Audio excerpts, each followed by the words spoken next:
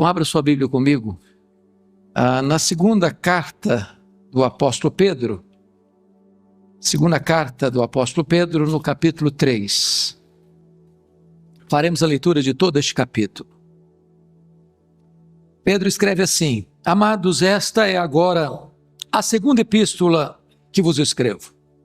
Em ambas, procure despertar com lembranças a vossa mente esclarecida, para que vos recordeis das palavras que anteriormente foram ditas pelos santos profetas, bem como do mandamento do Senhor e Salvador, ensinado pelos vossos apóstolos, tendo em conta, antes de tudo, que nos últimos dias virão escarnecedores com os seus escárnios, andando segundo as próprias paixões e dizendo: onde está a promessa da sua vinda?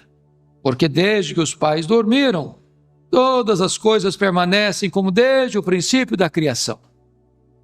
Porque deliberadamente esquecem que de longo tempo houve céus bem como terra, a qual surgiu da água e através da água pela palavra de Deus, pela qual veio o mundo, ou veio a perecer o mundo daquele tempo afogado em água. Ora, os céus que agora existem e a terra, pela mesma palavra, têm sido entesourados para fogo, estando reservados para o dia do juízo e destruição dos homens ímpios. Há todavia uma coisa, amados, que não deveis esquecer, que para o Senhor, um dia como 1000 anos, e 1000 anos como um dia. Não retarda o Senhor a sua promessa, como alguns a julgam demorada. Pelo contrário, Ele é longânimo para convosco, não querendo que nenhum pereça, senão que todos cheguem ao arrependimento. Virá, entretanto, como ladrão o dia do Senhor, no qual os céus passarão com estrepitoso estrondo, e os elementos se desfarão abrasados. Também a terra e as obras que nela existem serão atingidas. Visto que todas estas coisas hão de ser assim desfeitas, deveis ser tais como os que vivem em santo procedimento e piedade, esperando e apressando a vinda do dia de Deus, por causa do qual os céus incendiados serão desfeitos e os elementos abrasados se derreterão. Nós, porém, segundo a sua promessa, esperamos novos céus e nova terra nos quais habita a justiça. Por essa razão, pois, amados, esperando essas coisas, empenhai-vos por serdes achados por Ele em paz, sem mácula, irrepreensíveis, e tende por salvação a longanimidade de nosso Senhor, como igualmente o nosso amado irmão Paulo vos escreveu, segundo a sabedoria que lhe foi dada, ao falar acerca desses assuntos, como de fato costuma fazer em todas as suas epístolas, nas quais há certas coisas difíceis de entender, que os ignorantes e instáveis deturpam, como também deturpam as demais escrituras para a própria destruição deles. Vós, pois, amados, prevenidos como estáis de antemão, acautelai-vos. Não suceda que, arrastados pelo erro desses insubordinados, descaiais da vossa própria firmeza. Mas antes, crescei na graça e no conhecimento de nosso Senhor e Salvador Jesus Cristo. A Ele seja a glória, tanto agora como no dia eterno. Amém. Eu quero conversar um pouco com os meus irmãos nesta noite sobre a segunda vinda de Cristo. A segunda vinda de Cristo, meus irmãos, é a acrópole da esperança cristã. A segunda vinda de Cristo é certamente o pináculo de todas as doutrinas cristãs. A segunda vinda de Cristo é a consumação da história. A vinda de Cristo vai ser o último e o mais retumbante capítulo da história da humanidade. Esta verdade, ela está fartamente documentada nas Escrituras. No Velho Testamento, há mais profecias sobre a segunda vinda de Cristo do que sobre a primeira vinda de Cristo. No Novo Testamento, todos os livros tratam desta gloriosa doutrina, exceto Filemão, 2ª e 3ª de João. Todos os demais livros do Novo Testamento reverberam esta verdade gloriosa. Portanto, é muito importante entender que Jesus voltará. E como ele voltará? Primeiro, ele voltará pessoalmente. Lá em Atos, capítulo 1, verso 9 a 11, quando os discípulos estavam olhando para as alturas, diante da ascensão do Senhor Jesus Cristo, o anjo aparece e pergunta para eles: varões galileus, por que estáis olhando para as alturas? Esse mesmo Jesus que vi subir, voltará, descerá entre nuvens do mesmo jeito. Ele não mandará um arauto, ele pessoalmente virá. Será uma vinda pessoal. Mas a Bíblia diz que a sua vinda será também visível. Diz Apocalipse 1,7, que todo olho verá, até mesmo aqueles que o traspassaram. Será uma vinda notória, pública, absolutamente irrefutável. Mas em terceiro lugar, a vinda do Senhor Jesus Cristo será audível. Vai ser ao soar da trombeta de Deus, ouvida a voz do arcanjo. Ele descerá dos céus com grande glória e poder, no século dos anjos e dos remidos que virão com ele em glória. Isso vai ser não só notório, mas audivelmente notório. Mas ainda em quarto lugar, a segunda vinda do Senhor Jesus Cristo será repentina, diz o apóstolo Paulo, que vai ser num momento, num abrir e fechar de olhos. Vai ser, diz o Senhor Jesus Cristo, como um relâmpago que risca os céus do oriente para o ocidente. Vai ser com esta rapidez que o Filho do Homem descerá dos céus com grande glória e poder. Mas ainda, em quinto lugar, a vinda do Senhor Jesus Cristo será inesperada. Vai ser como o ladrão de noite. Não vai ser um dia óbvio, vai ser um dia comum, como qualquer outro dia. E ele virá, inesperadamente, quando os homens não estão aguardando e esperando que ele volte. Sexto lugar, a segunda vinda do Senhor Jesus Cristo será também inescapável. É como uma mulher grávida, que precisa dar à luz. E desta mesma maneira que uma mulher grávida vai dar à luz, inescapavelmente o Senhor Jesus Cristo virá. E virá para buscar a sua igreja, para reinar com ela para sempre e sempre e sempre. Sétimo e último lugar, a segunda vinda do Senhor Jesus Cristo será vitoriosa e gloriosa. Ele virá em glória, ele vai se assentar no seu trono, ele vai julgar as nações e ele vai colocar todos os seus inimigos debaixo dos seus pés e vai entregar o reino ao Deus o Pai, para que ele seja tudo em todos. E então haverá novos céus e nova terra e nós estaremos com ele, reinaremos com ele para sempre e sempre e sempre. Esta doutrina gloriosa, irmãos amados, entretanto, é uma doutrina que tem sido atacada frontalmente pelos ímpios, porque eles não gostam dessa doutrina, eles não gostam desta verdade, porque esta verdade diz que a história não está nas mãos dos homens, nem dos poderosos, nem dos sábios, nem dos cientistas. A rédea da história, ou as rédeas da história, o volante da história está nas mãos do Senhor, e é Ele quem vai consumar a história, e Ele quem vai julgar as nações. Então, Pedro vai tratar deste assunto. Eu peço que você, com a Bíblia aberta comigo, considere este assunto. Primeira coisa que Pedro começa dizendo é o seguinte: amados, esta é a segunda epístola que vos escrevo. Claro, a primeira nós temos aí na nossa Bíblia, então é a segunda mesmo, e essa que você está lendo comigo. Em ambas, diz ele, procuro despertar com lembranças a vossa mente esclarecida. Então, Pedro me dá um descanso muito enorme no coração. Ele está dizendo o seguinte: quando você vier para a igreja, não venha toda vez que você vier com a expectativa de que o pastor vai pregar coisa inédita. Não vai. O pastor vai pregar para você aquilo que você já sabe. Vamos recordar aquilo que nós já sabemos. Nós vamos trazer à memória esclarecida de vocês aquilo que vocês já têm conhecimento. Verdades que precisam ser ditas e repetidas, e repetidas, e repetidas, e repetidas de novo. O que Pedro vai nos informar, no versículo 2, para que vos recordeis das palavras que anteriormente foram ditas pelos santos profetas, bem como do mandamento do Senhor e Salvador, ensinado pelos vossos apóstolos. O que ele está dizendo aqui? O que ele está dizendo aqui é que essa doutrina da segunda vinda de Cristo não é nova, não é inédita. Ele não está criando isso, ele não está inventando isso. Ele está ancorado naquilo que os profetas pregaram sobre a segunda vinda de Cristo. Os profetas trataram deste assunto, mais do que da primeira vinda. O que ele está dizendo aqui é que o Senhor Jesus Cristo também, enquanto aqui esteve, ensinou sobre a sua segunda vinda. É só você perceber o chamado sermão profético de Jesus que está em Mateus 24 e 25. Onde ele diz que, quando perguntado para ele, mas Senhor, quando acontecerá essas coisas? Que sinal haverá da tua vinda e da consumação dos séculos? Ele diz, vede que ninguém vos engane. Haverá guerras, rumores de guerras, haverá terremotos, pestilências, o amor de muitos se esfriarão, e este evangelho do reino será pregado em todo o mundo, então virá o fim. Mas também esta verdade gloriosa foi pregada pelos apóstolos.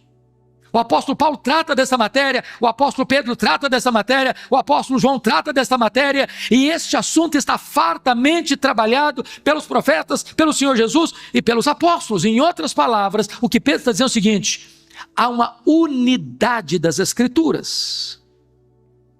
Nunca aceite essa ideia que alguns querem levantar aí. O Deus do Velho Testamento é um Deus irado, é o Deus da guerra. O Deus do Novo Testamento é o Deus de amor e o Deus de graça. Pedro, não. O Velho Testamento e o Novo Testamento estão unidos com o mesmo propósito, tratando das mesmas verdades. Aqui no Velho é um botão, aqui no Novo é o fruto maravilhoso e doce da graça. Mas a palavra de Deus é una, quando se trata, sobretudo, da segunda vinda de Cristo. Então, vejam comigo, por gentileza, no versículo 3, que ele começa então a mostrar porque os ímpios não gostam desta mensagem e eles querem destruir esta mensagem. Olha o que está acontecendo. Verso 3. Tendo em conta, antes de tudo, que nos últimos dias virão escarnecedores, com seus escárnios, andando segundo as suas próprias paixões. Primeira coisa que Pedro está dizendo é o seguinte: os falsos mestres virão quando? Os últimos dias. O que são os últimos dias? Isso é um termo técnico. Não são os últimos dias que vão preceder imediatamente a segunda vinda de Cristo, mas os últimos dias é um período que abrange da primeira à segunda vinda. Nós já estamos nos últimos dias. E é por isso que o primeiro sinal que Jesus Cristo disse que deveríamos observar com respeito à sua segunda vinda: acautelai-vos dos falsos profetas, dos falsos mestres. Agora, a primeira coisa que Pedro está nos informando é o seguinte: se a doutrina está errada, a vida está errada. O verso 3 diz que eles vêm com seus escárnios, eles são escarnecedores, e vêm com seus escárnios andando segundo as próprias paixões. Por que isso? Porque a teologia determina a ética. Ninguém pode ser um herege e ao mesmo tempo ser santo. Não se pode ter uma doutrina errada e ter um comportamento certo. Se a doutrina está errada, o comportamento é errado. É por isso que os falsos mestres têm uma teologia ruim e têm uma ética ruim. Agora, qual o problema desses falsos mestres? Vamos entender que Pedro está tratando da segunda vinda de Cristo. Então, qual o problema deles? Qual o erro deles? Qual a falsa doutrina deles? Versículo 4, compare comigo aí. Dizendo, o que eles estão dizendo? Onde está a promessa da sua vinda? Porque desde que os pais dormiram, todas as coisas permanecem como desde o princípio da criação. Notem vocês que o ensino dos falsos mestres é: que coisa, que bobagem esse negócio de segunda vinda. Isso não existe. Isso é fantasia. Isso é quimera. Isso é utopia. Isso não vai acontecer. Isso aí é uma invenção. Essa expectativa, essa esperança é vã. Isso não tem sentido, ele não volta não. O grande problema aqui, irmãos, é que os falsos profetas põem em xeque a veracidade da palavra de Deus. Eles colocam em xeque a credibilidade da palavra de Deus. Eles estão dizendo que o que Deus disse na sua palavra, as promessas que ele fez, são vazias, não são dignas de confiança. Então, percebam vocês que os falsos mestres estão fazendo uma leitura errada das Escrituras e fazendo uma leitura errada da história. Como é que Pedro vai encarar? Como é que Pedro vai entender esses falsos profetas? Como é que Pedro vai fazer essa leitura? Veja comigo o versículo 5. Porque deliberadamente esquecem, então preste atenção aqui. Os falsos mestres não têm esquecimento por falta de memória. Aliás, o ateísmo não é uma questão intelectual. O ateísmo é uma questão moral. Os homens rejeitam a verdade, sufocam a verdade, tentam afogar a verdade, porque eles não querem mudar de conduta. Preste atenção nisso. Quando uma pessoa vive uma vida errada, ou ele se arrepende, ou ele muda a teologia dele, para justificar o seu comportamento errado. Como eles não querem mudar de vida, como eles querem viver nas suas paixões, como eles querem viver nos seus devaneios carnais, como eles não querem se arrepender, então eles começam a dizer, não, então não vai ter juízo, porque se tiver juízo eu estou encrencado. Então não tem juízo, então não tem segunda vinda, então não tem eternidade, então não tem céu, então não tem inferno, para justificar o comportamento moral desviado e desregrado que eles vivem. Mas Pedro está dizendo o seguinte, eles tem um esquecimento deliberado.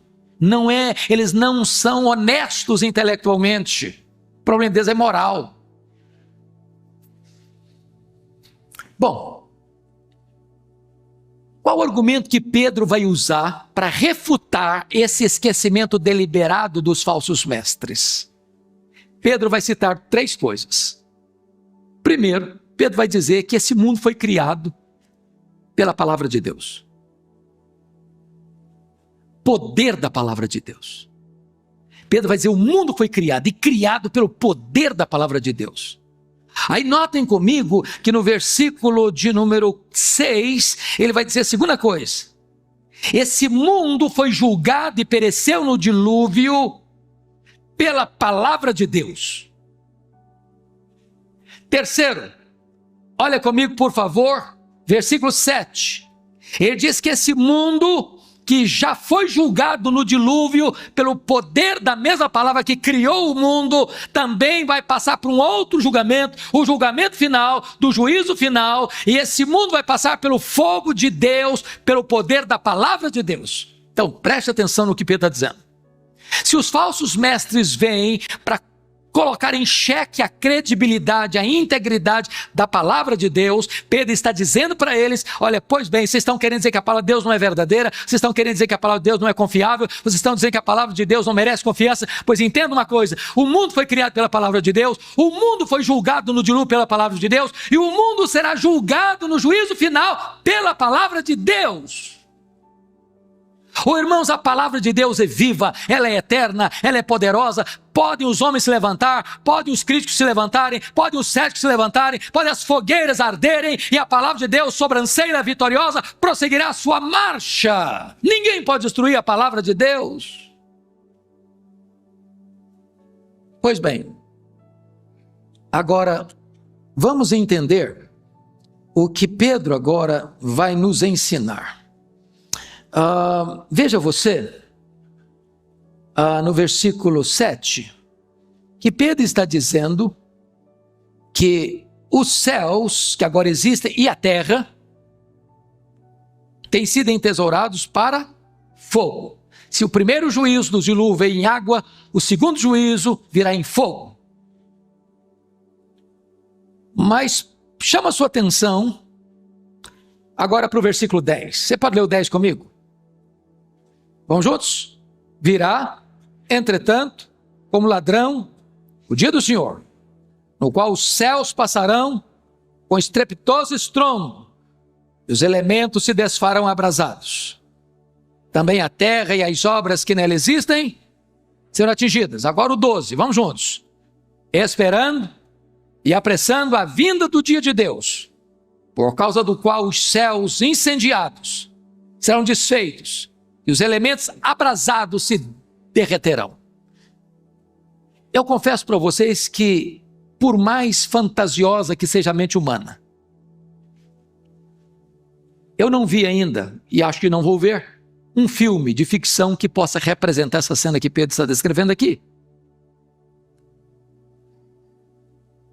Este ano o ano passado, final do ano passado, nós ficamos assim, perplexos, e esse ano também, começo do ano, com o terrível incêndio que atingiu a Austrália.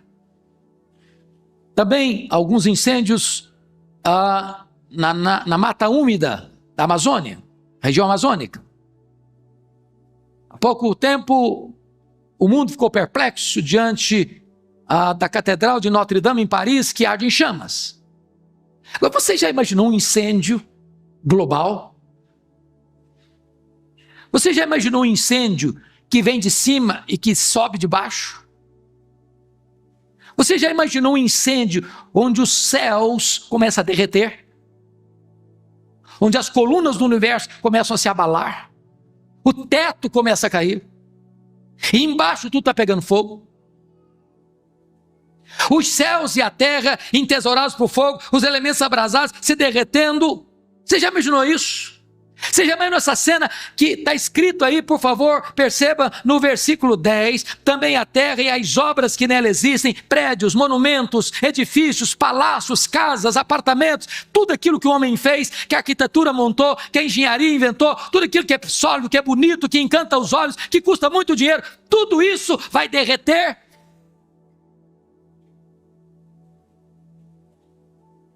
Esta cena está para lá de qualquer filme de ficção. Talvez não, com segurança, ninguém na Bíblia descreveu esse dia de uma maneira tão dramática como Pedro está descrevendo.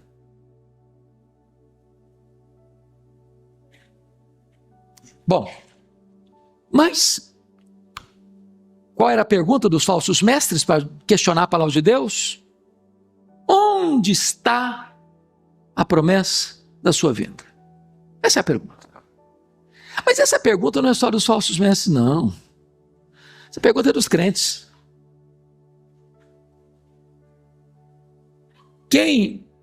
Vou fazer uma perguntinha, por favor, responda para mim levantando uma das mãos.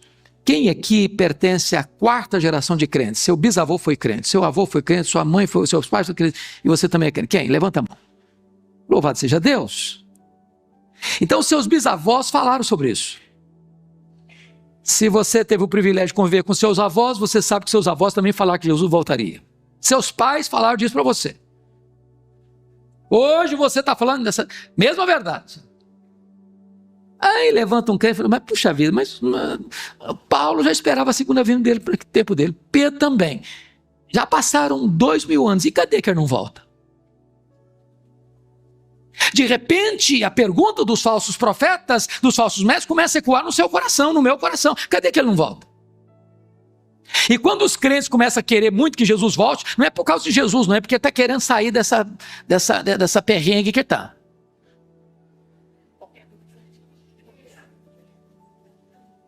Então, como é que Pedro trata desse assunto? Olha a resposta de Pedro. Versículo 8. Vamos ler junto comigo? Vamos lá? Todavia, uma coisa, amados, que não deveis esquecer, que para o Senhor, um dia como 1000 anos, 1000 anos como um dia. Então, a maneira de Deus lidar com o tempo é diferente da minha. Eu só consigo lidar com o tempo em passado, presente e futuro. Deus não tem nem passado, nem presente, nem futuro, porque Deus é o eterno no agora dele. Então esse negócio de ficar contando segundos, minutos, horas, dias, semanas, meses, anos, décadas, séculos, milênios, é nosso. Deus é tudo no seu eterno agora. Mas permanece a pergunta dos falsos mestres ecoando às vezes no nosso coração. Onde está a promessa da sua vinda? Por que ele não veio ainda? Pedro responde essa pergunta. Olha o versículo 9 comigo. Vamos ler juntos com voz bem clara, bem alta, vamos lá? Não retarda o Senhor a sua promessa, como alguns a julgam demorada. Pelo contrário, Ele é longânimo para convosco, não querendo que nenhum pereça, senão que todos cheguem ao arrependimento. O que Pedro está dizendo é que se ao nosso modo de ver, ele está demorando, é porque Deus é tão longânimo que não quer que você pereça, mas seja salvo. Agora, preste atenção que Pedro não está ensinando o universalismo também. Pedro não está dizendo que Deus espera que todos os homens, sem exceção, sejam salvos, não. Ele está falando aí do seu povo. Não retarda o Senhor a sua promessa, como alguns a julgam demorada, pelo contrário, Ele é longânimo para quem? Para convosco. O que significa isso? Deus tem um povo. a quem ele escolheu na eternidade, por quem Jesus morreu na cruz. E esse povo precisa ser chamado para o Evangelho. Chamado para o Evangelho. Você acha que Deus tem muito povo em São Paulo? Essas pessoas precisam ser chamadas para o Evangelho. E Deus é tão longânimo que Ele está dando uma oportunidade para que essas pessoas escutam o Evangelho, sejam salvas. Deus não tem prazer na morte do ímpio, mas em quem se arrependa e viva. Bom, mas então alguém pode fazer a seguinte colocação. Bom, então quer dizer que se vai demorar, ou eu preciso esperar para que as pessoas se convertam, deixa eu ficar numa boa, numa nice. Tranquilo, dormindo em berço esplêndido. Já estou cansado de escutar quem falou, olha, pelos meus cálculos dos mapas proféticos que eu tenho nas mãos, tem gente que tem um calendário e a maquininha na mão. Jesus não volta nos próximos 500 anos. Deixa eu dizer uma coisa, nenhum de nós tem direito de pensar assim. Paulo esperava a segunda vinda de Jesus, e Paulo era um bom teólogo. Vocês acham que era um bom teólogo? Esperava a vinda de Jesus para os seus dias. Os pais da igreja esperavam a vinda de Jesus, a segunda vinda de Jesus para os seus dias. Os reformadores esperavam a segunda vinda de Jesus para os seus dias. Os puritanos da Inglaterra esperavam a volta de Jesus para os seus dias. Você e eu precisamos esperar a volta do Senhor Jesus para os nossos dias. Então Pedro vai alertar no versículo 10, ora, virá entretanto o dia do Senhor como ladrão. Em outras palavras, fique esperto, não cruza os braços, não deixe a vida levar você, não, reflita, porque na hora que você não espera ele vem. Cuidado, vigie, leve Deus a sério, acerte a sua vida com Deus, não deixe que esse dia pegue você de surpresa. Você não é filho das trevas, você é filho da luz, você não fica despercebido como as virgens nécias, você tem azeite nas suas lâmpadas, e você aguarda ansiosamente que ele volte. Pois bem,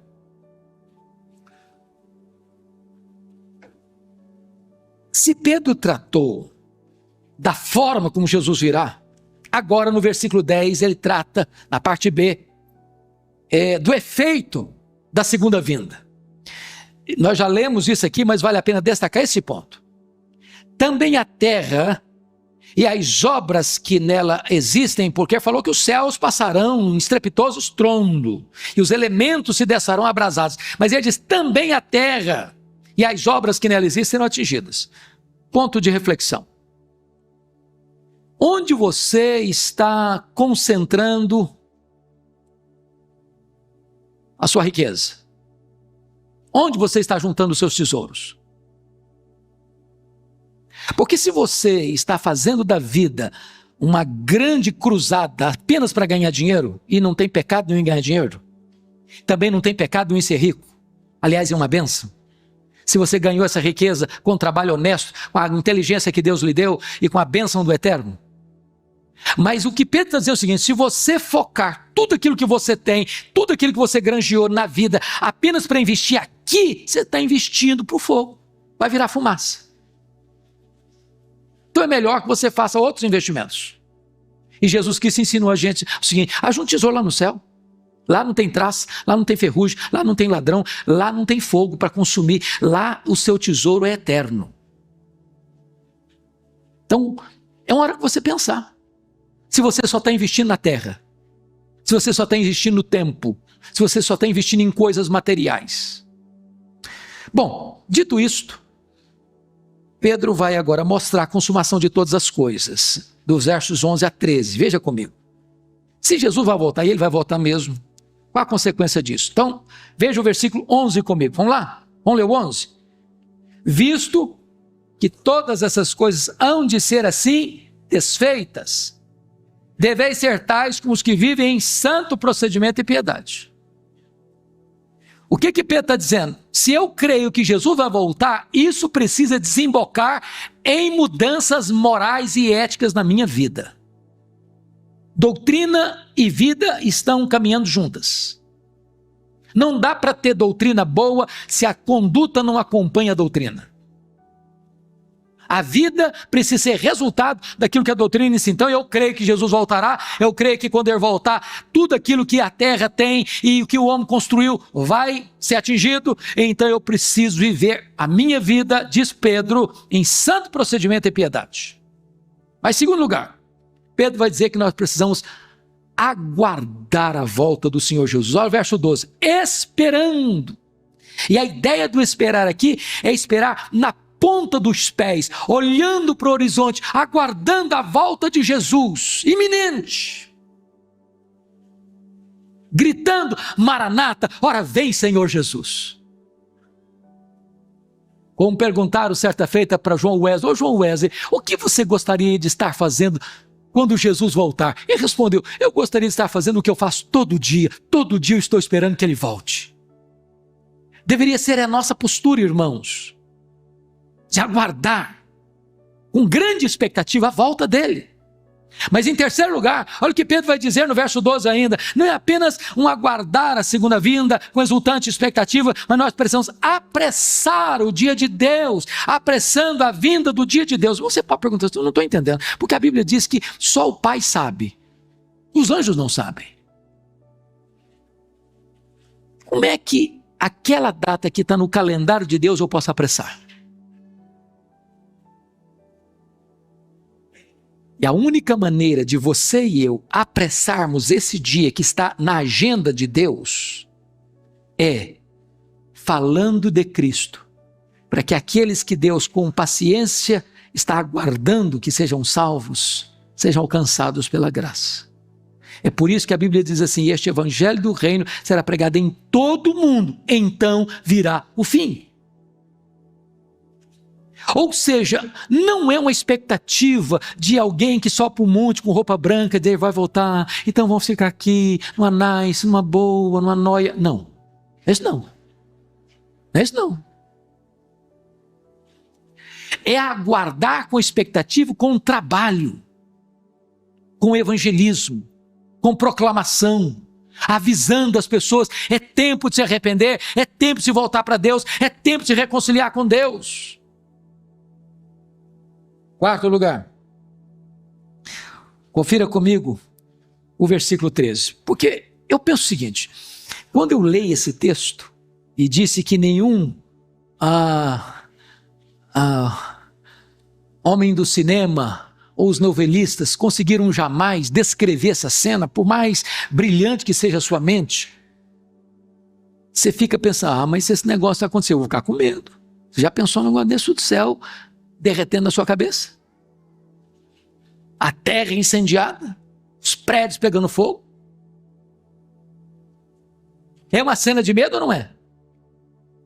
Se você quiser ler um pouco mais, nós falamos na escola dominical hoje, leia Apocalipse 6, 12 a 17, porque essa é a cena. Jesus vem com grande poder e glória, os homens estão apavorados, fugindo não da morte, querendo a morte, estão fugindo da grandeza e do poder daquele que está vindo para julgar, e as pessoas estão querendo desesperadas encontrar um lugar para se enfiar, e não conseguem.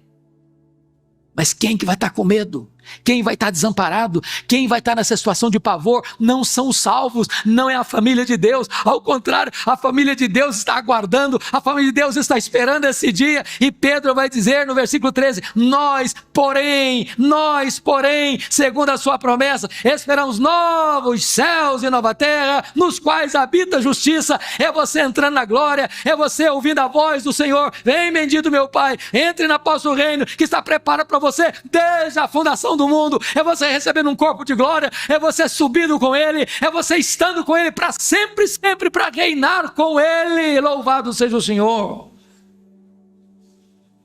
Pois bem, queridos, eu quero encerrar, porque Pedro é um pregador, e o pregador não prega só a verdade, ele precisa aplicar a verdade. Então Pedro agora, como um pregador, vai dizer o seguinte, olha, eu preguei isso para vocês, falei da segunda vinda, agora e daí, o que vocês vão fazer?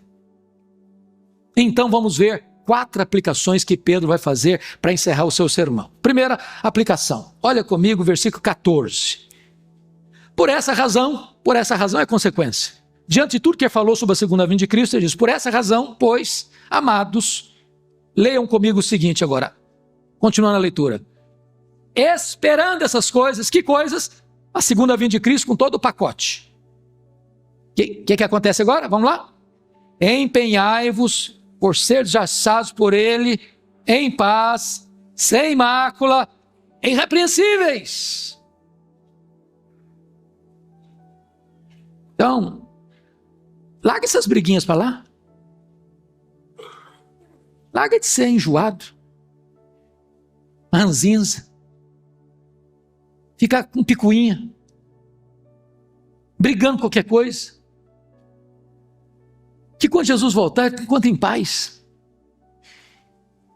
A gente briga muito, não. Briga por qualquer coisa. Cria confusão por qualquer coisa. Para com isso. Pedro está dizendo, se você crê que Jesus vai voltar, para com isso. Mais do que isso, Pedro está dizendo o seguinte, você precisa ser encontrado sem mácula, irrepreensível, leva uma vida santa, leva Deus a sério. Segunda aplicação, aceite a verdade de Deus. Olha os versos 15 e 16, que coisa linda que Pedro escreve aí. E tende por salvação a longanimidade de nosso Senhor, como igualmente o nosso amado irmão Paulo vos escreveu, segundo a sabedoria que lhe foi dada, ao falar acerca desses assuntos. Que assuntos mesmo? Segunda vinda de Cristo. E Paulo tratou desse assunto em quantas cartas dele? Em todas, exceto Filemon, que não é uma carta, é um memorando. Pequenininha carta. Mas olha o que ele diz. Nas quais há certas coisas difíceis de entender. Gente, mas que alívio para mim. Que de repente, será que eu sou meio burrinho mesmo? Não estou entendendo. Paulo está complicado demais aqui, está difícil de entender o Paulo. Ô Paulo, mas que é isso? Não, o irmão Pedro também não entendia não. O irmão Pedro estava lá lendo as cartas de Paulo, mas Deus te deu uma sabedoria, meu filho, que só deu para você, não deu para mim não. Eu não consigo entender essas coisas que você falou aqui não. Está difícil. Mas preste atenção. Ele está dizendo que as coisas difíceis, mas são verdadeiras. Porque coloca aí que os ignorantes e instáveis deturpam. Então, se você não entender, busque esclarecimento. Deturpa não. Não vai falar para frente que você não está entendendo, não. Procure entender. Para você não deturpar a palavra de Deus. Mas sabe outra coisa bonita? Ele está dizendo o seguinte, como também deturpam as demais escrituras. O que Pedro está dizendo? Quando Pedro escreveu essa carta, irmãos, Pedro era velho. E quando Pedro escreveu essa carta e ele era velho, ele está dizendo que as cartas que Paulo havia escrito já eram escrituras, já circulavam nas igrejas com o peso do cânon sagrado de serem livros inspirados por Deus, já aceitos pela igreja com palavra de Deus. Por que você sabe que Pedro já era velho? Muito simples. Lá em João 21, 18 e 19, Jesus Cristo disse assim para Pedro, quando restaurou Pedro para o ministério e a vida dele. Ô Pedro, quando você era mais moço, você andava por onde você queria. Mas quando você ficar velho, as pessoas vão cingir você e você vai ser levado para onde você não quer. Jesus disse isso para ele, para dizer com que gênero de morte Pedro haveria de glorificar a Deus. Sabe o que Jesus está dizendo para Pedro? Ô Pedro, você se lembra do dia que você falou para mim, que você está pronto a dar sua vida por mim? Lembro, Jesus, lembro sim. Pois é, Pedro, esse dia vai chegar. E você vai ter que morrer por mim mesmo. Mas não vai ser agora não, Pedro, vai ser quando você ficar velho. Vai ser quando você ficar velho. E sabe o que aconteceu? Pedro começa essa carta que nós lemos, abra lá, por favor, capítulo 1, versículo 14 e 15, que está velho agora. Está velho, está na hora de cumprir a profecia de Jesus. Olha aí, capítulo 1, versículo 14. Certo de que estou prestes a deixar o meu tabernáculo. Estou prestes a bater as botas, estou prestes a morrer. Como efetivamente nosso Senhor Jesus Cristo me revelou. Está lá escrito em Mateus, em João 21, 18 e 19. Jesus diz, quando você ficar velho, você vai ser crucificado, Pedro. Eles vão te cingir. Mas você vai glorificar Deus com esse dia de morte. E Pedro está dizendo aqui agora, que ele agora está velho, e ao escrever essa carta, as cartas de Paulo já eram tidas na igreja como epístolas, como palavras, como escrituras, com verdade de Deus. Então diz, aceite essa verdade. Se agarre à palavra de Deus. Terceira aplicação prática. Versículo 17. Rejeite o engano, Pedro. Rejeite o engano, povo de Deus. Vós, pois, amados, prevenidos como estáis de antemão, acautelai-vos. Não suceda que, arrastados pelo erro desses subordinados, descaés da vossa própria firmeza. Quer dizer o seguinte, hoje, para de escutar gente que fala bobagem. Tem gente que parece que tem uma atração mórbida por tudo aquilo que é errado. Escutar, ler, e ver, e investigar. E aí, recebe pergunta direta. Ô pastor, você viu o que o cara falou? E o cara mais maluco do mundo. O que ele falou? O cara escuta tudo que o cara maluco falou. E a cabeça fica cheia de dúvida. Ô irmão, para de escutar gente que fala bobagem. Para quê? Estude o que é certo, estude a Bíblia, leia a Bíblia, medite na Bíblia, mergulhe na Bíblia, tenha um propósito esse ano, leia a Bíblia toda. Para de escutar bobagem, para de escutar falsos mestres, para de escutar gente que está falando loucuras e maluquices. Concentre o seu coração naquilo que é a verdade, para que você não venha se descair da sua firmeza. Quarta e última aplicação de Pedro, versículo 18. O que ele diz aí? Antes, em vez de escutar bobagem, antes, crescei na graça e no conhecimento de nosso Senhor e Salvador, Jesus Cristo. Primeiro, crescer aonde? Na graça. Segundo, no conhecimento. Nós poderíamos até inverter. Conheça no conhecimento, depois você cresce na graça. Então estude a Bíblia, sua vida vai ser melhor. Estude a Bíblia e o seu conhecimento vai ser melhor. Estude a Escritura, você vai ser um crente mais forte, mais cheio da graça de Deus. Como é que ele termina a sua carta? Uma doxologia. A Ele seja a glória, ao Senhor Jesus seja a glória, tanto agora como no dia eterno. Que o Senhor nos ajude a estarmos prontos, preparados, ansiosos e trabalhando para que aquele dia nos encontre exultantes, dizendo: Maranata, ora vem, Senhor Jesus. Amém? Bom, eu gostaria de ir direto no assunto sem qualquer introdução e já afirmar que a sabedoria é a grande pedagoga na escola da vida, entendendo que sabedoria é muito mais do que conhecimento. Há muitas pessoas que sabem muito, mas são tolas.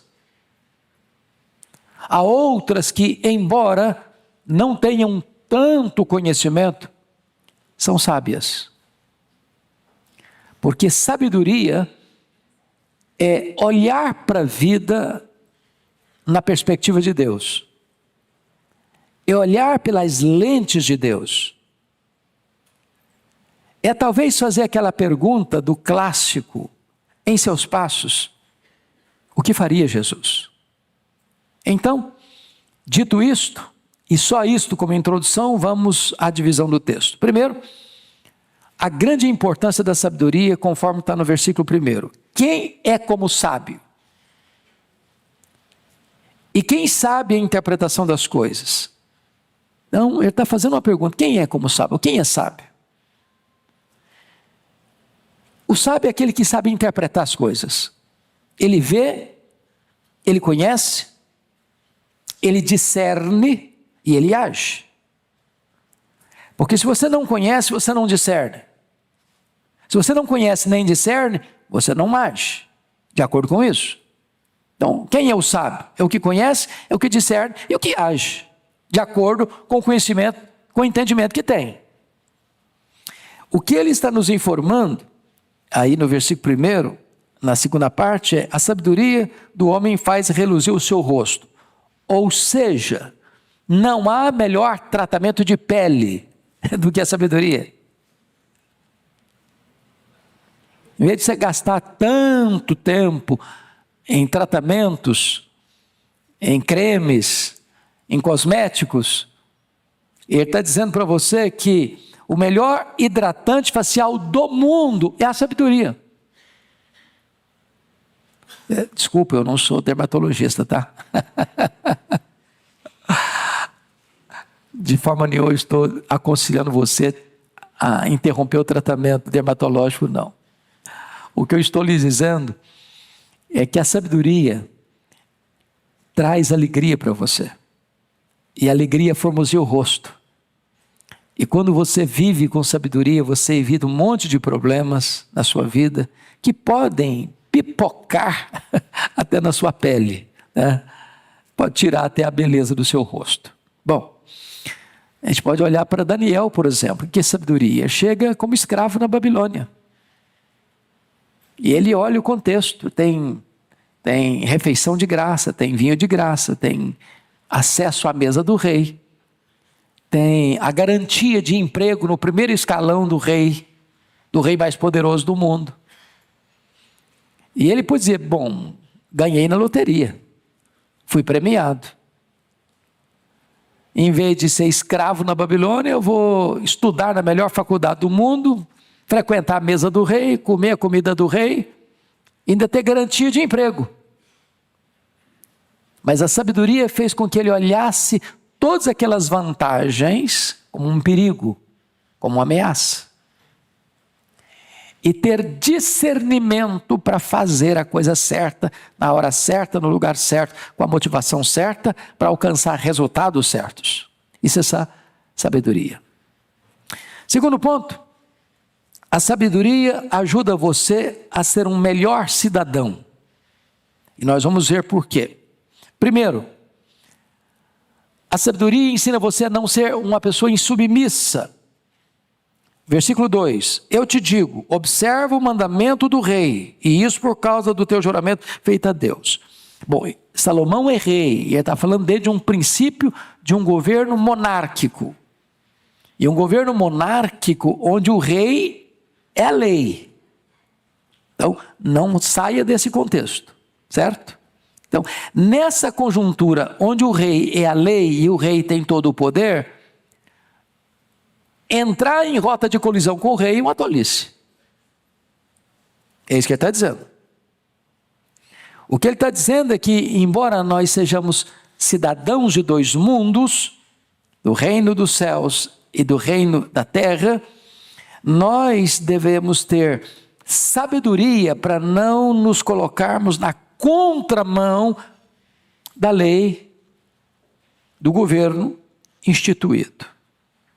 A razão que ele elenca para isso é teológica. Vejam vocês. E isso por causa do teu juramento feito a Deus. Dentro do contexto bíblico, que juramento é esse? É que o que a Bíblia ensina sobre isso é que toda autoridade é constituída por Deus. Links na descrição desse vídeo. Então, quando eu me insurjo contra a autoridade, contra o princípio de autoridade, eu estou me insurgindo contra o próprio Deus. Agora, prestemos atenção. Não estamos afirmando que toda autoridade em si, no comportamento dela, que Deus abone o comportamento dela porque ela é autoridade. Não, não. Quando Deus institui uma autoridade, ele tem dois propósitos, está lá em Romanos 13. É para fazer o bem e para coibir o mal. Quando esta autoridade foge do princípio para o qual ele foi instituído, ela foi instituída, ou seja, deixa de praticar o bem e promove o mal, cabe ao cidadão do reino, que é cidadão também da terra, opor-se à autoridade. Se é voz profética, a autoridade. Aquilo que Pedro disse para o Sinédrio, que era autoridade sobre eles. Antes importa obedecer a Deus que aos homens. Hipoteticamente, então, ilustrando. Imagine você que a autoridade constituída, do presidente ao vereador, chegue para você, ou das cortes, por mais egrégias que elas sejam, ou do poder legislativo, as leis que elas vão criar, dizendo, você não pode mais cultuar a Deus, agora nós somos um país ou uma nação ateia, não cremos em Deus, está proibido de confessar Jesus, está proibido de adorar Jesus, você vai obedecer? Você vai se curvar? Você vai negar o seu Deus? Então, toda autoridade tem seus limites. E a obediência civil tem limites. Pense comigo que nós tivemos governantes muito maus. Adolf Hitler, Mussolini, Stalin, Fidel Castro, Hugo Chávez. Eu não vou nem dizer o contemporâneo, porque vocês conhecem. Mas não só nesses países de viés socialista, comunista, mas em outros países chamados democráticos também. O que o texto está dizendo é que se essa autoridade está dentro do ritual, da legalidade, cabe a você obedecê-la e não insurgir-se contra ela. Se ela, entretanto, sai do seu ritual e não promove o bem, antes promove o mal, cabe-nos como cidadãos dos céus dizer não. Antes importa obedecer a Deus que aos homens. Isso é sabedoria. Segundo ponto, não seja um desertor. Versículo 3a, olha aí comigo. Não te apresses em deixar a presença do rei. O que ele está querendo dizer? Bom, estou voltando ao contexto lá do passado. Você se lembra de Assuero, ou Xerxes I, que governou a Pérsia de 486 a 465 a.C.? Lembra lá da Ester, a rainha? Que nem a rainha podia chegar à presença do rei sem ser convidada por ele. Chegar apressadamente na presença do rei seria um crime capital, ou virar as costas para o rei, no sentido de desonrá-lo, desprestigiá-lo, ou não acatá-lo, seria um crime capital. É isso que ele está dizendo. Não te apresse em deixar a presença do rei. Ou seja, o que ele está dizendo é: respeite o rei, respeite a autoridade constituída. Salomão está falando isso, escrevendo isso como um rei, né? Um sistema monárquico. Então, não seja um desertor, não vire as costas, não desrespeite. Terceiro, versículo 3b. Nem te obstines em coisa má, porque ele faz o que bem entende, ou seja, não seja um conspirador. Quando ele diz o rei faz o que bem entende, ele está falando de um regime monárquico absoluto, não é verdade? Não está falando que tem um rei, uma figura, tem um parlamento que governa e o rei é mais uma figura emblemática. Ele está falando de um rei absolutista. Ele faz o que ele entende e não presta conta para ninguém. E ninguém cobra dele coisa nenhuma também. O que ele está mostrando aqui, é importante entender, é que não cabe a nós combater o mal com outro mal. Vamos ilustrar. Lembra dos amigos de Daniel? O rei Nabucodonosor e o reino babilônico, vocês sabem disso. O rei era maior do que a lei. Depois veio o Império Medo-Persa, onde a lei era maior do que o rei. Vocês lembram disso? Ok? Aí o rei Nabucodonosor levanta uma imagem imensa e dá uma ordem para todo o governo dele, todos os súditos dele: vocês vão se prostrar e vocês vão adorar essa imagem. Os amigos de Daniel chegaram, foram denunciados, que eles não estavam fazendo isso. O rei mandou chamar e falou: olha, vocês vão obedecer ou não vão obedecer? Se vocês não obedecerem, eu vou jogar vocês numa fornalha de fogo ardente, que era a pena capital lá na Babilônia. Qual foi a resposta dos moços? Ó rei, quanto a isso, o senhor faça o que o senhor bem entende. Agora, deixa eu dizer uma coisa para o senhor: nós não vamos nos curvar. Se o nosso Deus quiser nos livrar, Ele tem poder para nos livrar. Se Ele não quiser nos livrar, nós estamos prontos a morrer. Mas nós preferimos morrer a pecar. Eles estão agindo com sabedoria. Todo governante tem suas limitações, porque não cabe ao governante encabrestar as consciências. É por isso que você nem eu podemos aceitar qualquer regime placidamente, calmamente, covardemente, que queira encabrestar nossa consciência, que queira dominar aquilo que você pensa, que venha, desculpe da expressão, castrar o seu direito de se expressar, de dizer o que você pensa, de dizer o que você acha.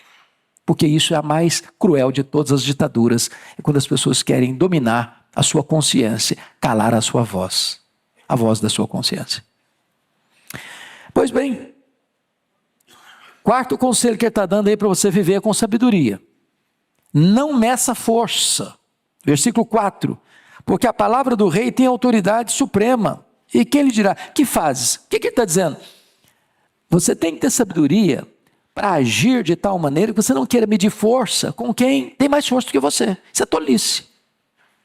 Imagine o seguinte, lá o Daniel, lá na Babilônia, chegou lá para escravo, e a mesa está posta, a comida ali é sacrificada aos ídolos. Aí o garçom chega e falou, coma. Eu não como. Mas é a ordem do rei, azar do rei, eu não vou comer, pronto. O que vocês acham que teria acontecido com ele? Ah, não come não, é? Você quer ser maior que o rei, é? Você quer medir força com o rei, é? Ó, espada nele. Alguém ia questionar? Não. Se ele morresse, morreria. Morreria como sábio? Não, como burro. Como ignorante. Alguém que não tem entendimento. Mas o que a Bíblia diz? Daniel resolveu firmemente no seu coração não se contaminar. Qual foi a atitude que ele teve? Pediu ao chefe da cozinha, dá-nos apenas legumes. E não, vocês vão ficar mais magros. Façam a experiência. Firmeza, humildade. Não meça força. Estão entendendo o que eu estou falando? Usando a expressão do Orival, vocês estão entendendo o que eu estou falando? Muito bem. Vamos ao terceiro ponto do texto. Sabedoria ajuda você a agir com discernimento. Então vamos para o versículo 5. Quem guarda o mandamento não experimenta nenhum mal. Ou seja, cumpra a lei. O que é certo. Está lá em Romanos 13. Você não tem que temer a autoridade se você fizer o bem. Agora eu estou falando dentro de um regime de governo justo, conforme instituído por Deus. Porque às vezes o regime está tão corrompido que se você fizer o que é certo, você atrapalha o sistema. E se você fizer o que é mal, você é protegido pelo sistema. Não estou falando desse sistema corrupto, não. Estou falando agora de um regime correto. O que ele está dizendo para nós? Quem guarda o mandamento não experimenta nenhum mal. Se você andar dentro da legalidade, você está protegido. Você não tem que ter medo da autoridade constituída. Segundo, haja no tempo certo. A parte B do versículo 5. E o coração do sábio conhece o tempo e o modo. Ou seja, tem hora certa para agir e tem forma certa de agir. Tem um ditado popular que diz que quem tem pressa come cru. O apressado come cru. Então calma. Se você estiver numa hora de tensão na vida, calma. Calma. Fique quieto. Cale-se. Para ter uma compreensão melhor da situação. E enquanto você está dando tempo ao tempo, você está pedindo a Deus sabedoria para fazer na hora certa, da forma certa. Exemplo, Neemias, ele recebe uma notícia de que Jerusalém está debaixo de opróbrio e miséria. Ele recebe a notícia de que os muros estão quebrados e as portas queimadas a fogo. O que ele faz? Ele se assenta, ele chora, ele ora, ele jejua, ele se prepara para ir conversar com o rei. Imagine se logo que ele recebeu a notícia, ele corresse para o rei Artaxerxes: o rei Artaxerxes, eu quero pedir demissão do meu trabalho, porque eu preciso ir para Jerusalém, e o negócio está feio, e eu preciso que o senhor me envie agora para lá. O que teria acontecido? O rei talvez nem o receberia. O rei falou: o que é isso, rapaz? O que é isso, cara? Você é meu funcionário. Nada disso. Tira o seu cavalinho da chuva. O que é isso? Sabedoria faz o quê? Aguarda a hora certa para agir da maneira certa. Isso é sabedoria. Ainda mais. Terceiro ponto. é importante você agir da forma certa. Porque o versículo 5b diz, o coração do sábio conhece o tempo e o modo. Versículo 6, porque para todo propósito há tempo e, repete comigo, tempo e modo. Porquanto é grande o mal que pesa sobre o homem. Então, tempo e metodologia certa de abordagem. O que está lá em Tiago 1,19? De cor, quem sabe? Tiago 1,19? Todo homem seja pronto para ouvir, tardio para falar, tardio para se irar. Então, tempo e modo, pronto para ouvir, mas tardio para falar, tardio para se irar. Por que as pessoas brigam às vezes? Porque a abordagem é errada, porque o tempo da abordagem é errada, porque a forma da abordagem está errada, porque o tom de voz que se usa está errado, porque o temperamento, o nível do fogo está também errado, está irado. Então, sabedoria tem tempo certo e tem modo certo. É isso que ele está dizendo. Quarta lição do texto. A sabedoria ajuda você a lidar com as situações inadministráveis. Primeiro, você não administra o futuro. Olha o verso de número 7. Número 7. Leia o 7 comigo, vamos juntos? Porque este não sabe o que há de suceder e como há de ser. Ninguém há que lhe o declare. Você e eu não temos bola de cristal. Você e eu não enxergamos na curva. Você e eu não enxergamos lá na frente. Às vezes não enxergamos bem nem um palmo na frente do nosso nariz. Então, o passado já se foi, o futuro ainda não chegou, e você só tem o presente. Somos o quê? Dependentes de uma providência maior do que o nosso conhecimento. O futuro está na mão de quem? Na mão de Deus. Então o homem precisa entender que ele não administra o futuro. É por isso que lá em Tiago diz, você não deve dizer, tal dia, eu vou para tal cidade, vou fazer tal negócio, vou fazer isso, vou fazer aquilo outro, vou ganhar dinheiro, vou me enriquecer. Calma. Você nem sabe se você vai estar vivo. Tem uma frase, irmãos, que eu uso, não é clichê, mas eu uso com muita frequência. Você vai viajar amanhã? Se Deus quiser, eu vou. Se Deus permitir, eu vou. Você vai para o trabalho amanhã? Vai viajar para Campinas amanhã? Se Deus quiser, eu vou. Isso não é clichê religioso, não. Nós devíamos incorporar essa frase mesmo. Porque é isso que acontece. Você vai se Deus quiser. Você fica se Deus quiser. Você viaja se Deus quiser. Você trabalha se Deus quiser. Você vai ganhar dinheiro se Deus quiser. É se Deus quiser. Por quê? Porque você não administra o futuro. Segundo ponto. Você não domina o vento. Versículo 8.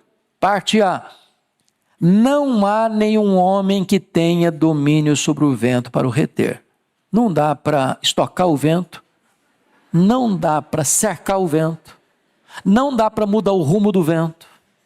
Não dá para dominar o vento. O que a Bíblia diz? Lá em 1 João 3,8. O vento sopra onde quer. Ouves a sua voz, mas não sabe nem de onde ele vem, nem para onde ele vai. O que significa isso? Que o vento é livre. Que o vento é misterioso. Que o vento é soberano na sua forma de agir. Agora, o ponto que eu quero chamar a vocês, porque eu acho que ele não está pensando no vento nada, é que a palavra vento e a palavra espírito no hebraico é a mesma palavra. A palavra ruach. Vento e espírito é a mesma palavra no hebraico. O que ele está querendo dizer? Então, O que ele está querendo dizer é que não há nenhum homem que tenha domínio sobre o seu espírito. Ou seja, irmãos, as pessoas podem dominar seu corpo, jogar você numa prisão, jogar você numa cadeia. As pessoas podem levar você para um campo de concentração de trabalhos forçados. As pessoas podem tirar seus bens, sua família, sua liberdade, até a sua vida. Mas ninguém pode pôr uma algema no seu espírito. Ninguém pode impor um cativeiro ao seu espírito. Quem trabalha isso muito bem, e eu recomendo fortemente a leitura desse livro, Em Busca de Sentido, de Viktor Frankl, o pai da logoterapia, que ficou preso num campo de concentração nazista e sobreviveu, que ele diz o seguinte: a única coisa que ninguém pode domesticar, prender e controlar é o direito que você tem de fazer as suas escolhas, o seu espírito. Elas podem fazer mal a você e você devolver com bem. O que é que Jesus disse na cruz? Pai, perdoa-lhes, porque não sabem o que fazem. Ele não devolveu o ultraje com ultraje. Sabe por quê? Ninguém controla e domina o seu espírito. Você é livre para fazer suas escolhas, tomar suas decisões. Terceiro, você não domina o dia da sua morte. 8b, veja comigo aí. Nem tampouco tem ele poder sobre o dia da morte. Alguém aqui tem? Eu vou morrer com 100 anos. Bom, você tem esse domínio? Você tem esse controle? Então, quando alguém vier falar para você assim, você vai até os 100 anos, responda assim: não ponha limites na misericórdia de Deus, por favor. Isso me lembra um senhor que fez 80 anos e fez uma festa. E lá na festa, um repórter estava lá, porque era uma pessoa muito conhecida da sociedade, e um repórter jovem respondeu, falando para o homem assim, até achando que estava elogiando, falei: com esse vigor do senhor, só chega aos 100. O homem respondeu: ô meu filho, eu espero que você também chegue aos 100. E quando você chegar aos 100, nós comemoraremos juntos. É isso. Nem você nem eu sabemos o dia da nossa morte. Por isso a gente tem que estar o quê? Preparado. Preparado. Pode ser muito tempo, pode ser daqui a pouco. Só Deus o sabe. Né? Então, certamente, a morte chega, meus irmãos, no apartamento mais alto, na mansão mais cercada e segura, como chega para o cidadão que dorme debaixo da marquise. Chega para a criança e para aquele que já passou do 100. Em outras palavras, um dia ou em breve, tomaremos a nossa última refeição, ouviremos a nossa última música, daremos o nosso último abraço. Que dia será esse? Só Deus o sabe. Nós não administramos o dia da nossa morte. Quarto lugar, você não domina os conflitos da vida. Quando ele diz assim, versículo 8c, nem há tréguas nesta peleja. E aí, entendamos uma coisa aí, nem há tréguas nessa peleja. O que ele está dizendo? Que a vida é o quê? Um campo de batalha. Ou não é? Ou não é? Você está lutando todo dia. Lutando contra você mesmo. Lutando contra inimigos que você conhece. Lutando contra inimigos que você não conhece. lutando contra inimigos visíveis. O inimigo mora ao lado. Lutando com inimigos invisíveis.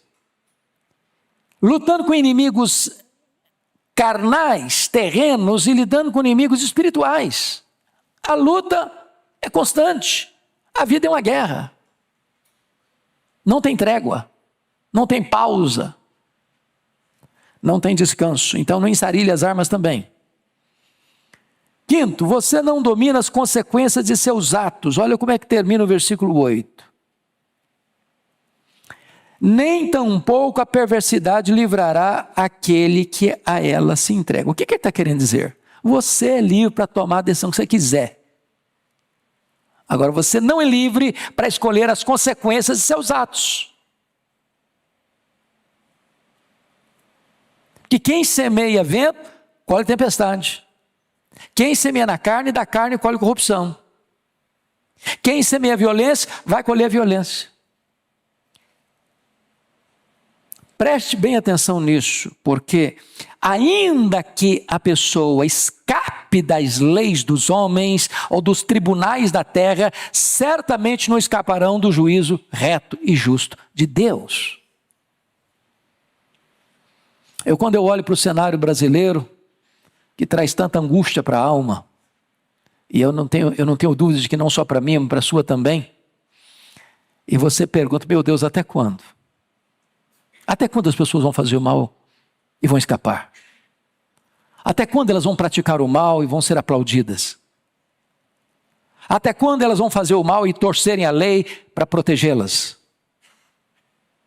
E talvez você não veja a aplicação da justiça. A justiça dos homens. Mas certamente a justiça de Deus não dá contornos. Não tem filigranas. Não tem jeitinho. Não tem propina, não tem bolada de dinheiro para comprar a consciência das pessoas. A alma que pecar, essa morrerá. E o homem dará conta no dia do juízo por todas as coisas que ele praticou. Então, o que o texto está nos mostrando é que você pode até escolher o que você quer fazer e vai fazer da vida, mas você não pode escolher as consequências de seus atos. Sexta lição. Você não domina as injustiças da vida. Olha o verso 9 comigo. Leia o 9 comigo. Tudo isto, e quando me apliquei a toda obra que se faz debaixo do sol, há tempo em que um homem tem domínio sobre o outro homem para arruiná-lo. Preste atenção. Vamos ler de novo essa frase aqui? Vamos ler de novo? Há tempo, vamos juntos? Há tempo em que um homem tem domínio sobre o outro homem para quê? Para arruiná-lo. Gente, isso é injusto, não é não? Isso é difícil, hein? Não é fácil engolir isso não, hein? Vocês conhecem alguma coisa parecida com isso aqui? Está acontecendo alguma coisa assim no Brasil hoje, mundo afora? Sabe o que significa isso? Você não administra as injustiças da vida. Tem injustiça mesmo. Tem gente ruim, com a caneta na mão, com o poder na mão. E você, mesmo fazendo o bem, está debaixo do controle, da autoridade daqueles que estão fazendo o mal, e você não administra isso. Pura realidade. Eu fico olhando, século XX, vocês sabem disso, que mais cristãos morreram no século XX, martirizados pelos regimes socialistas, comunistas, ditatoriais do nazismo, do fascismo, da Itália, do que em todos os outros séculos do cristianismo. E ainda hoje, em alguns países, ser cristão é crime. Carregar uma Bíblia e ter uma Bíblia é crime. Falar do nome de Jesus é crime. E gente, crente igual você e eu, nesse exato momento, estão nos porões das prisões mais imundas, Não porque praticaram delitos e transgressões horríveis, mas simplesmente por serem cristãos. Nós não dominamos as injustiças da vida. Vamos à quinta lição do texto. A sabedoria ajuda você a compreender a morte e as injustiças do mundo. Leia comigo o verso 10, todos juntos, por favor. Assim também vi os perversos receberem sepultura e entrarem no repouso, ao passo que os que frequentavam o lugar santo foram esquecidos da cidade, onde fizeram o bem. Também isso é vaidade. O que você está vendo aqui? Uma injustiça, o quê? Clamorosa. O mal, os maus, condecorados, aplaudidos, com banquetes, com regalias, com fausto, com luxo, com pompas, plumas e paetês. Quando morrem, funeral de pompa, carruagem, levando o cortejo, e é nessa mesma cidade, alguém piedoso, alguém que fez o bem, alguém que praticou o bem, alguém que foi honrado, foi exemplo de vida. Morreu? Morreu. Esquece. Nem sepultados são, ou são sepultados em cova rasa, sem qualquer prestígio, sem qualquer honra, sem qualquer condecoração. Isso acontece ainda hoje? Acontece. O que significa isso? Significa que a sabedoria ajuda você a compreender a morte e as injustiças desse mundo. Agora, preste atenção. Preste atenção. Essa é apenas uma das realidades. Lembra de Lucas 16? Tem um rico comendo, bebendo, com vestes, com banquetes. Tem na porta dele um pobre, mendigo, o Lázaro, cheio de chagas, com fome, desejando comer as migalhas que caem da mesa. Aí muda o quadro. Morreu o rico, foi sepultado.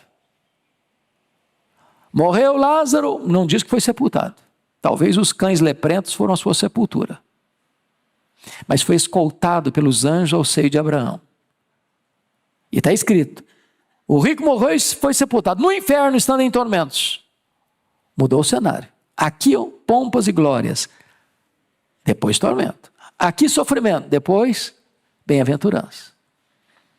Ou seja, no mundo não haverá plena justiça, mas Deus não permitirá que a justiça perdure na eternidade. Sexta lição do texto. A sabedoria ajuda você a entender que o atraso na aplicação da lei leva à corrupção. Meus irmãos, isso aqui devia estar estampado na Folha de São Paulo, no Estadão de São Paulo, no Jornal das 8 das grandes televisões. Leia o versículo 11 comigo. Vamos juntos? Visto como se não executa logo a sentença sobre a má obra, o coração dos filhos dos homens está inteiramente disposto a praticar o mal. O que ele está querendo dizer com isso? Que o atraso na aplicação da lei incentiva o crime e aprofunda a corrupção. Por que os criminosos, sobretudo de colarinho branco, são assodados na prática dos seus delitos? Porque eles têm plena consciência, não serão punidos. Se apanhados, não ficarão presos. Por quê? Porque o sistema não vai permitir isso. O Brasil foi testemunha disso. Nós vimos grandes empresários, políticos, gente do primeiro escalão, sendo presos, confessando seus crimes, devolvendo somas vultuosas de dinheiro que roubaram. Mas daqui a pouquinho, o cenário mudou. Processos anulados, ninguém mais na cadeia, a lei não é aplicada. E o que isso acontece? Está dizendo o seguinte, o crime compensa. Pode fazer. tem costas largas.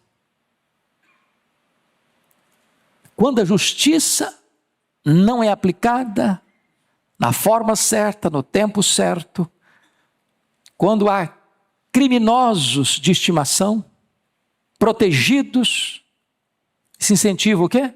A corrupção, o crime, a decadência da sociedade. É por isso que o Rui Barbosa, o patrono brasileiro, diz que chegaria um dia em que os homens teriam vergonha de serem honestos. Sétima lição do texto.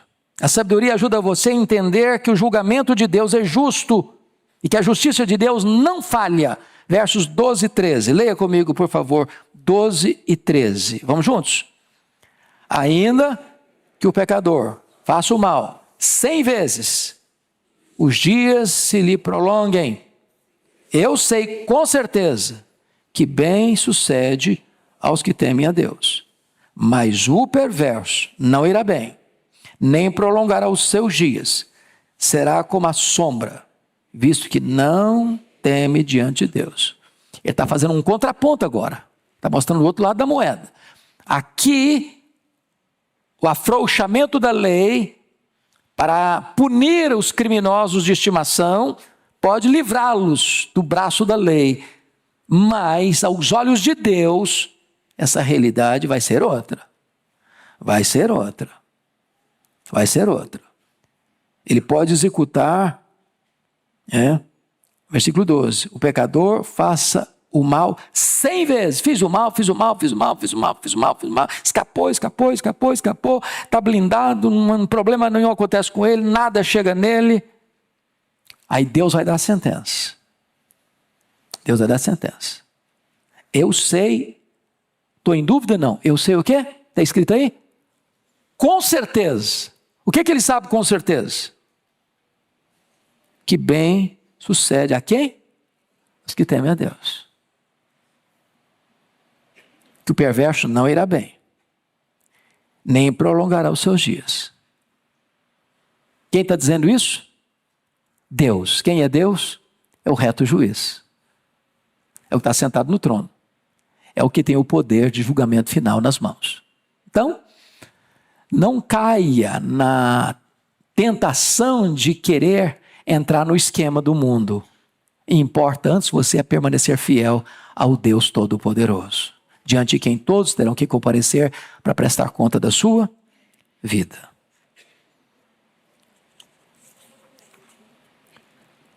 Oitava lição do texto. A sabedoria ajuda você a compreender os problemas recorrentes da vida. Leia comigo o verso 14, todos juntos. Ainda há outra vaidade sobre a terra. Justos a quem sucede segundo as obras dos perversos, e perverso a quem sucede segundo as obras dos justos. Digo que também isso é vaidade. O que é que ele está querendo dizer? A inversão de valores da sociedade. O cara é perverso, mas a sociedade aplaude como justo. O cara é o cara, todo mundo bate palma para ele. Mas ele é o quê? Ele é perverso. Aí se vê um outro cara aqui, esse é justo. Está sofrendo as sanções da lei. Não porque praticou crimes, mas porque é justo. Incomoda o sistema. Vou voltar a perguntar agora, Ival. Vocês estão entendendo o que eu estou falando ou não? Preciso botar a legenda.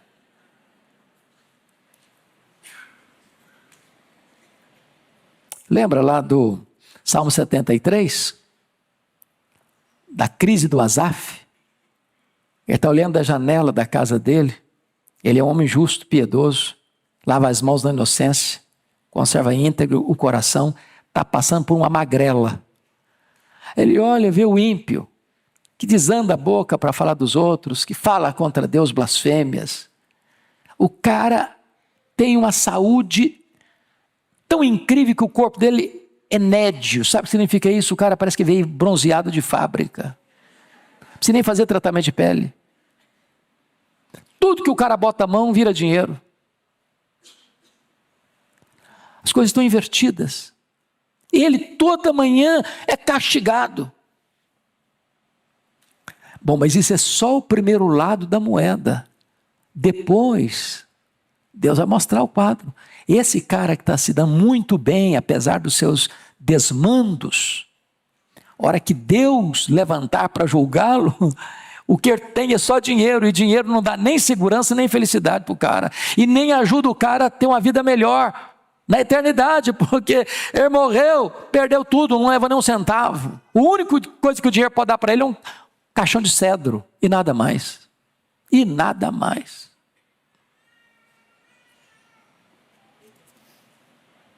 Mas aquele que andou com Deus, esse tem Deus como seu tesouro. Esse está seguro na eternidade. Penúltima lição do texto. 9ª lição do texto. A sabedoria ajuda você a desfrutar a vida com alegria. Veja bem que ele está tratando de injustiças, você ser sábio para viver num mundo injusto. Agora ele está dizendo, mesmo nesse mundo injusto, você pode ter uma ilha de celebração da vida. Leia comigo então o versículo 15, por favor. Todos juntos, por gentileza. Então, exaltei eu a alegria, porquanto para o homem nenhuma coisa há melhor debaixo do sol do que comer, beber, alegrar-se, pois isso o acompanhará no seu trabalho nos dias da vida que Deus lhe dá debaixo do sol. Ô gente, se a gente ficar, a gente, ficou feio o português, né? Se nós ficarmos tão desesperados com o sistema à nossa volta, o que vai acontecer? Viveremos infelizes. Vivemos num mundo caído. Links na descrição desse vídeo. Confuso, injusto, assodado no pecado. Mas você é cidadão de uma outra pátria. Você é cidadão do céu. Então você vai viver feliz aonde? Aqui. Aqui. O que Jesus veio fazer para você? Trazer vida e vida em abundância. O que Jesus promete? Se você crer nele, como diz a Escritura, rios de água viva vão fluir de quê? Do seu interior. E aqui você vai viver feliz, é o que o texto está dizendo. Exaltei eu a alegria. Você vai viver alegre. E você vai comer, você vai beber, você vai curtir sua vida, você vai curtir sua família, você vai curtir seus filhos, você vai desfrutar de tempos venturosos com a sua família. O mundo aí está despencando, o mundo aí está derretendo, o mundo aí está confuso e perdido. E mesmo nesse mundo perdido, você vai ser uma ilha de alegria, de celebração da vida. Você vai viver, e viver plenamente, como luzeira a brilhar neste mundo de trevas. Você vai ser o sal da terra, você vai ser a luz do mundo, você vai ser o bom perfume de Cristo, você vai ser um farol de esperança para aqueles que estão desesperados neste mundo. É por isso que a igreja existe, irmãos.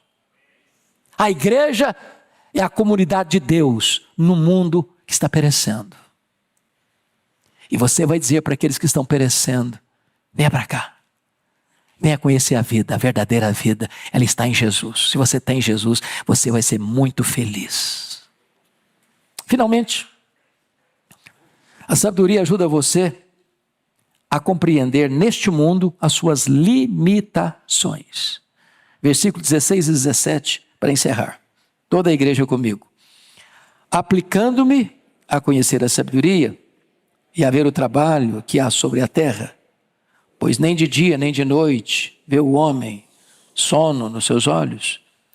Então contemplei toda a obra de Deus e vi que o homem não pode compreender a obra que se faz debaixo do sol. Por mais que trabalhe o homem para a descobrir, não entenderá. E ainda que diga o sábio que a virá a conhecer, nem por isso poderá achar. Sabe o que ele está dizendo? Você e eu, por mais sábios que sejamos, e até mesmo afirmando que nós entendemos tudo, nós não entendemos tudo, ou entendemos quase nada. Então, não quero dar um de sabichão e achar que você é o intérprete do mundo, não, porque o mais sábio sabe que não sabe tudo. Alguém já disse que o conhecimento às vezes nos faz sofrer. por exemplo, eu não sei, posso estar afirmando uma bobagem, mas eu escuto isso dos médicos. Quando um médico fica doente, ele sofre mais do que um outro paciente. Por que ele sofre mais? Porque conhece. A ignorância, às vezes, nos livra de alguns sofrimentos. Você não sabe das coisas direito, aí você fica feliz. Sabe de tudo. Então, às vezes a sabedoria ou o conhecimento pode nos trazer determinado sofrimento. Porém, ele está dizendo o seguinte: nem tudo nós conseguimos saber. Nem tudo nós conseguimos discernir. Mas uma coisa que você precisa fazer é viver dentro do projeto de Deus, no conhecimento que Deus lhe deu, para viver uma vida plena e uma vida feliz. Isso é sabedoria para viver num mundo de muitas injustiças. Que Deus nos ajude.